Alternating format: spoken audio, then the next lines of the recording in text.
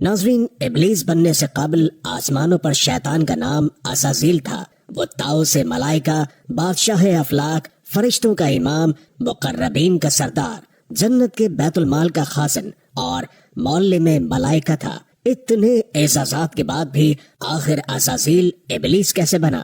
حیرت کی بات یہ ہے کہ اللہ تعالیٰ کا مقرب اپنے کس فعل کی وجہ سے مردود بنا۔ ایک اور تعجب کی بات یہ ہے کہ ایک دفعہ ابلیس ادب و احترام کے قرینوں کا خیال رکھتے ہوئے جب لوح محفوظ پر پہنچا تو اس نے وہاں لکھا ہوا دیکھا، اعوذ باللہ من الشیطان الرجیم، یعنی پناہ مانگتا ہوں اللہ کے شیطان مردود سے۔ یہ پڑھ کر اس نے اللہ سے سوال کیا کہ یہ شیطان کون ہے؟ اللہ تعالیٰ نے بہت ہی خوبصورت جواب دیا۔ تو ناظرین، پوری کہانی جاننے کے لیے آپ کو ویڈیو آخر تک لازماً دیکھنی ہوگی۔ تو چلیے شروع کرتے ہیں۔ دوستو، آپ میں سے اکثر شاید اس بات سے واقف نہ ہو کہ آسمانوں پر ابلیس خالق کائنات کے چند مقرب ترین ملائکہ میں سے ایک تھا۔ اسے یہ اعزازات ہزاروں سال تک دن اور رات کی مسلسل ریاضت اور عبادات کے باعث عطا فرمائے گئے تھے۔ ہر وقت ہر لمحہ ذکر الہی اس کی صفت خاص تھی۔ پہلے آسمان سے لے کر 7ویں آسمان تک، جنت المالا سے لوح محفوظ تک بلا روک ٹوک رسائی نے اسے دوسروں سے برتر کر دیا تھا۔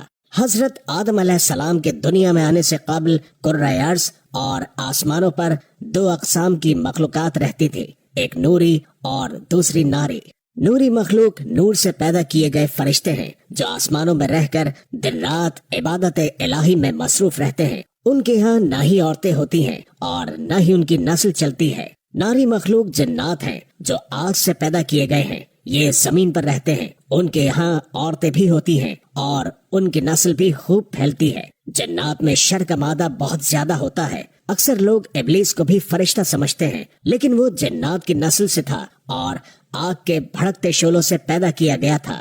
جس طرح انسانوں میں حضرت آدم علیہ السلام کو ابو البشر کہا جاتا ہے، اسی طرح اس کے جد امجد تارانوس کو ابو الجن کے نام سے یاد کیا جاتا ہے۔ کچھ مورخین نے ان کا نام مارج بھی لکھا ہے۔ یہ ابلیس کے پیدا ہونے سے 1.5 لاکھ سال پہلے کا واقعہ ہے کہ ابلیس کے والد، جس کا نام چلیپا تھا اور ابو الغوی ان کی کنیت تھی، ان کے والد کا چہرہ ببر شیر جیسا تھا۔ وہ بڑا باروب، بہادر، قوی اور نڈر جن تھا۔ وہ اپنی قوم کا سردار تھا۔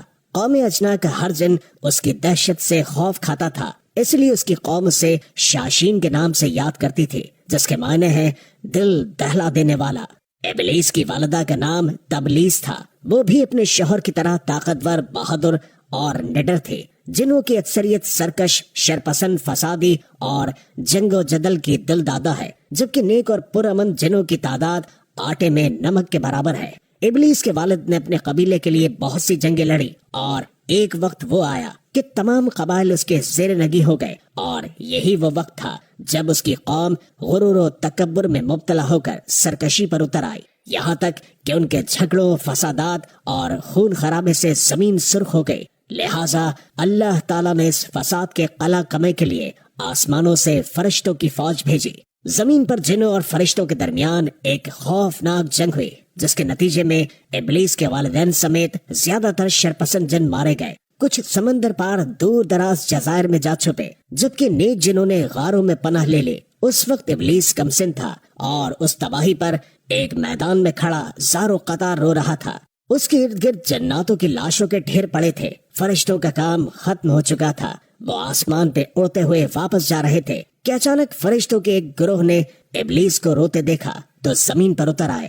وہ انتہائی حسین و جمیل تھا اور چہرے سے معصومیت بھی ٹپکتی تھی۔ انہیں اس پر ترس آ گیا، چنانچہ ان رحم دل فرشتوں نے حضرت جبریل علیہ السلام کے ذریعے اللہ تعالیٰ سے اسے اپنے ساتھ لے جانے کی اجازت طلب کی، اور پھر اللہ کی رضا سے اسے گود میں لے کر پہلے آسمان پر اتر گئے۔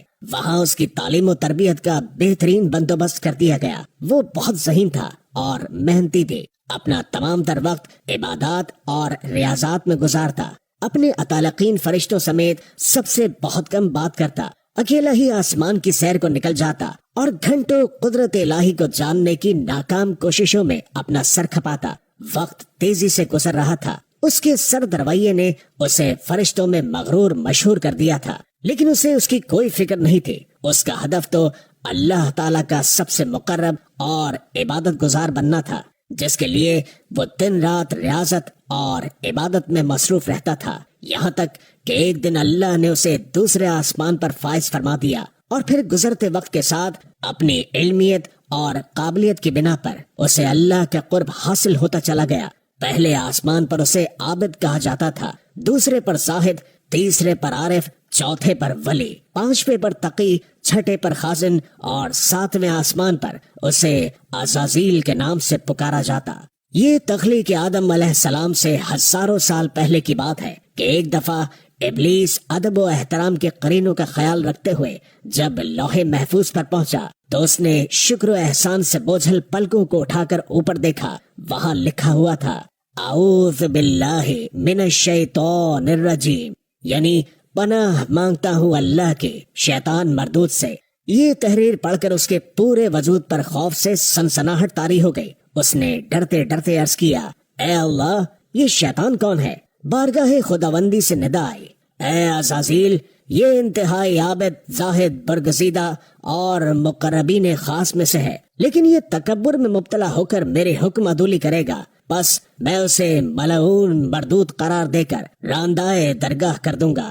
رب ذوالجلال کی اس بات پر وہ لرز اٹھا۔ اٹکتے لفظوں کے ساتھ اس نے پھر عرض کی، اے معبود برحق، کیا میں اس سے واقف ہوں؟ ارشاد ہوا، وقت آنے پر تو نہ صرف اسے پہچان جائے گا بلکہ اس کے انجام سے بھی واقف ہو جائے گا۔ عرش الہی سے آنے والے اس جواب سے اس کا وجود کانپ اٹھا، بے اختیار آنکھوں سے آنسو جاری ہو گئے۔ اس نے سوچا، آخر وہ کون بدبخت و بد نصیب ہوگا جو ہمیشہ کے لیے نشان عبرت بنا دیا جائے گا؟ اسے ذرا بھی خبر نہیں تھی وہ جو بدبخت و بد نصیب ہوگا وہ خود ابلیس ہی ہوگا، جو عزازیل کے تخت سے گرا دیا جائے گا، جو تکبر کرے گا اور اللہ کے حکم کی خلاف ورزی کرے گا۔ برسوں تک یہ خیال اس کی سوچوں پر غالب رہا، لیکن اسے ذرا بھی بھنک نہ پڑی کہ جس کے مستقبل سے وہ خوف کھا رہا ہے وہ اس کا اپنا مستقبل ہوگا۔ تاہم گزرتے وقت کے ساتھ بڑھتی ذمہ داری اور شدید مصروفیات نے اس واقعے کو اس کی یادوں سے مٹا دیا۔ حضرت کعب احبار رضی اللہ تعالی عنہ ابلیس کے بارے میں بیان فرماتے ہیں کہ ابلیس 40,000 برس تک جنت کا خزانچی رہا، 80,000 برس تک ملائکہ کا ساتھی رہا، 20,000 برس تک ملائکہ کو واز سناتا رہا، 30,000 برس تک مقربین کا سردار رہا، 1,000 برس تک روحانین کے سرداری کے منصب پر فائز رہا، 14,000 برس تک عرش کا طواف کرتا رہا۔ لوح محفوظ پر اس کا نام ابلیس لکھا ہوا ہے اور یہ اپنے انجام سے غافل اور خاتمے سے بے خبر تھا۔ تفسیر ساوی جلد اول صفحہ 51۔ فرشتوں کے استاد کی حیثیت سے اس کی ذمہ داری درس و واعظ بھی تھی، جس کا آسمانوں پر دور دور تک چرچا تھا اور ملائکہ کی بڑی تعداد اس میں شریک ہو کر مستفید ہوتی تھی۔ جب وہ اپنی ان محافل میں حضرت جبریل علیہ السلام، حضرت میکائیل علیہ السلام، حضرت اسرائیل اور حضرت اسرافیل جیسے مقرب فرشتوں کو دیکھتا تو اپنی برتری کی ایک لہر اس کے سراپے میں سرور کسی کیفیت پیدا کرتی ہوئی گزر جاتی۔ شاید اسی کا نام تکبر ہو۔ بہرحال بیتے سالوں کے ساتھ اس کے درجات مزید بلند ہوتے چلے گئے۔ اب اس کی حیثیت بادشاہ افلاک کی سی تھی۔ اتنے بڑے مرتبے کے بعد اس میں عاجزی و انکساری پیدا ہونی چاہیے تھی، لیکن معاملہ اس کے برعکس ہوا۔ اسے اپنے اندر سے ایک آواز سنائی دیتی تھی، اے عزازیل، تو ان سب میں افضل ہے۔ ایک دو بار اسے حضرت جبرائیل علیہ السلام اور حضرت میکائیل علیہ السلام نے سمجھانے کی کوشش بھی کی تھی، لیکن جب عقل پر غرور اور تکبر کے بادل چھا جائیں، آنکھوں پر رعونیت کا پردہ پڑ جائے، کان واضح نصیحت سننے سے قاصر ہو، تو پھر تباہی و بربادی مقدر بن جاتی ہے۔ اور پھر وہ دن آیا جب مقرب عزازیل مردود ابلیس بن گیا۔ اس کی ساری عبادات رائگاں چلی گئی، ایک تکبر نے سب کچھ چھین لیا۔ واقعے کا آغاز کچھ یوں ہوتا ہے کہ ایک دن وہ اپنے ساتھیوں کے ساتھ آسمان کی سیر کرتا ہوا اوپر پہنچا تو اسے پتا چلا کہ اللہ تعالیٰ ایک نئی مخلوق پیدا فرما رہے ہیں جس کے لیے دنیا کے ہر کونے سے مٹی لائی گئی ہے۔ علامہ ابن کثیر رحم اللہ لکھتے ہیں کہ اللہ عز و جل نے آدم کے پتلے کو اپنے دست قدرت سے پیدا فرمایا اور یہ بغیر روح کے 40 سال تک اسی طرح پڑا رہا۔ فرشتے جب اس کے پاس سے گزرتے تو گھبرا جاتے۔ ان میں سب سے زیادہ گھبرانے والا ابلیس تھا۔ یہ اس کے پاس سے گزرتا تو اسے مارتا، جس کی وجہ سے اس کے جسم سے ایسی آواز نکلتی جیسے کھنکارتی مٹی کی ٹھکری سے نکلتی ہے۔ ابلیس اس جسم کے منہ سے اندر داخل ہوا اور پیچھے سے نکل آیا اور فرشتوں سے کہا کہ تم اس سے نہ ڈرو، یہ تو اندر سے خالی ہے، اگر میں اس پر مسلط ہو گیا تو اسے ہلاک کر ڈالوں گا۔ قصص الانبیاء صفحہ 55۔ اور پھر وہ دن بھی آ گیا جب رب العالمین نے فرشتوں سے فرمایا میں زمین پر اپنا ایک نائب بنانے لگا ہوں، وہ زمین پر میرے احکام کا نفاذ کروائے گا۔ فرشتوں نے عرض کیا اے پروردگار عالم، یہ زمین پر فساد برپا کرے گا اور یہ آپس میں خون ریزی کریں گے، جبکہ ہم تو دن رات آپ کی تسبیح کرتے رہتے ہیں اور آپ کی پاکی بیان کرتے رہتے ہیں۔ اللہ نے فرمایا جو کچھ میں جانتا ہوں وہ تم نہیں جانتے۔ پھر اللہ تعالیٰ نے آدم علیہ السلام کو تمام چیزوں کے نام سکھا دیے اور انہیں فرشتوں کے سامنے پیش کرتے ہوئے فرمایا اگر تم سچے ہو تو مجھے ان کے نام بتاؤ۔ انہوں نے کہا تو پاک ہے، ہم تو اتنا ہی جانتے ہیں جتنا تو نے ہمیں بتایا ہے، بے شک تو بڑے علم و حکمت والا ہے۔ پھر اللہ نے فرمایا اے آدم ان چیزوں کے نام بتا دو۔ پھر جب آدم علیہ السلام نے انہیں نام بتا دیے تو فرمایا کیا میں نے تمہیں نہیں کہا تھا کہ میں آسمانوں اور زمین کی چھپی ہوئی چیزیں جانتا ہوں، اور جو تم ظاہر کرتے ہو اور جو تم چھپاتے ہو اسے بھی جانتا ہوں۔ پھر فرشتوں کو حکم دیا کہ آدم علیہ السلام کو سجدہ کرو، انہوں نے سجدہ کیا مگر ابلیس نے انکار کیا۔ سورہ بقرہ آیت 30-34۔ اس کے تکبر، رعونیت اور بڑائی نے اسے سجدے سے روکے رکھا۔ اللہ تعالیٰ نے فرمایا تجھے سجدہ کرنے سے کس چیز نے منع کیا ہے جبکہ میں نے تجھے حکم دیا؟ وہ بولا میں اس سے بہتر ہوں کہ تو نے مجھے آگ سے بنایا اور اسے مٹی سے بنایا ہے۔ سورہ اعراف آیت 12۔ میں ایسا نہیں کہ اس انسان کو سجدہ کروں جسے تو نے سڑے ہوئے کھنکارتے گارے سے پیدا کیا ہے۔ اللہ نے فرمایا اب تو یہاں سے نکل جا کیونکہ تو مردود ہو گیا ہے اور قیامت تک تجھ پر میری پھٹکار ہے۔ شیطان نے کہا اے میرے رب مجھے روز محشر تک کی مہلت دے دے۔ فرمایا جا، میں نے تجھے متعین وقت کے دن تک مہلت دے دی۔ پھر شیطان نے کہا مجھے تیری عزت کی قسم میں ان سب کو یقیناً بہکاؤں گا۔ سورہ الحجر آیت 33-39۔ ان پر حملہ کروں گا، ان کے آگے سے بھی اور پیچھے سے بھی، ان کے دائیں جانب سے بھی اور بائیں جانب سے بھی، شکر گزار نہیں پائیں گے۔ اللہ تعالیٰ نے فرمایا یہاں سے ذلیل و خوار ہو کر نکل جا، ان میں سے جو شخص تیرا کہنا مانے گا میں ان سب سے جہنم کو بھر دوں گا۔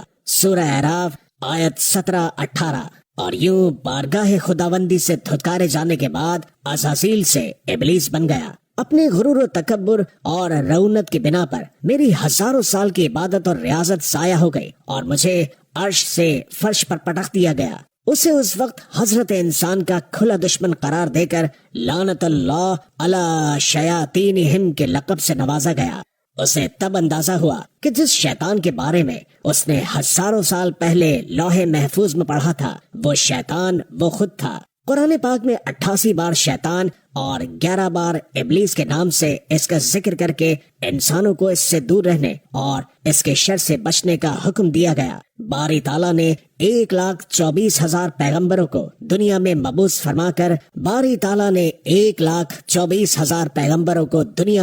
فرما کر قوموں کو اس کے مکر و فریب سے بچنے کی تلقین فرمائی۔ زمین پر جانے سے قبل اس نے اللہ سے 4 چیزوں کی اجازت طلب کی۔ نمبر 1 تا قیامت موت سے مہلت، تا قیامت موت سے مہلت۔ نمبر 2 اہل زمین کو بہکانے کی قوت۔ نمبر 3 حیت تبدیل کرنے کی صلاحیت، اور نمبر 4 اولاد کثیر اور ان کی طویل عمریں۔ اللہ تعالیٰ نے فرمایا جا تجھے اجازت ہے، لیکن میرے نیک بندے تیرے فریب میں نہیں آئیں گے، اور جس نے تیرا ساتھ دیا میں تجھ سے اور ان سب سے جہنم کو بھر دوں گا۔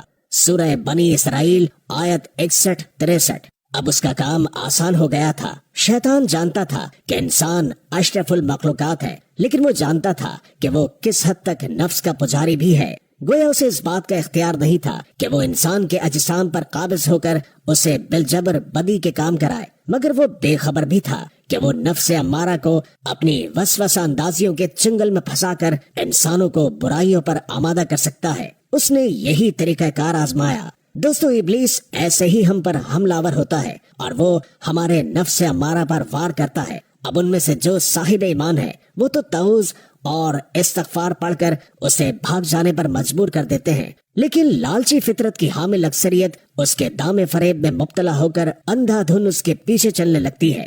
اس نے ایسی چال چلی کہ انسان کفر و فسق کو عبادت، نافرمانی کو حاضر جوابی، بدتمیزی کو بہادری، موسیقی کو روح کی غذا، رقص کو جسم کی شاعری، اور یانیت اور فحاشی کو جدت پسندی، مذہبی اقدام کو فرسودہ اور دینی روایات کو قدامت پسندی قرار دے کر شرم و حیا کی چادر کو تار تار کر دے۔ معزز سامعین، ابلیس کے اس واقعے سے ہمارے لیے بہت ہی اہم سبق پوشیدہ ہے کہ اللہ تعالیٰ کو ہمارے اعمال سے کوئی غرض نہیں، جبکہ ہماری نیتوں میں کھوٹ ہو۔ اللہ تعالیٰ نے تکبر کو سب سے ناپسند فرمایا۔ ابلیس عاقل و عابد تھا، مگر وہ عبادت گزار، فرما بردار اور جانثار نہیں تھا۔ اگر وہ جانثار ہوتا تو اللہ کے بڑے بڑے اور چھوٹے چھوٹے حکم کی تعمیل کرتا۔ وہ حضرت آدم علیہ السلام کو سجدہ کرتا، اس لیے کہ اس کے اللہ نے حکم دیا ہے سجدہ کرنے سے، مگر اس نے ایسا نہیں کیا اور اللہ نے اسے اس کے انجام تک پہنچایا۔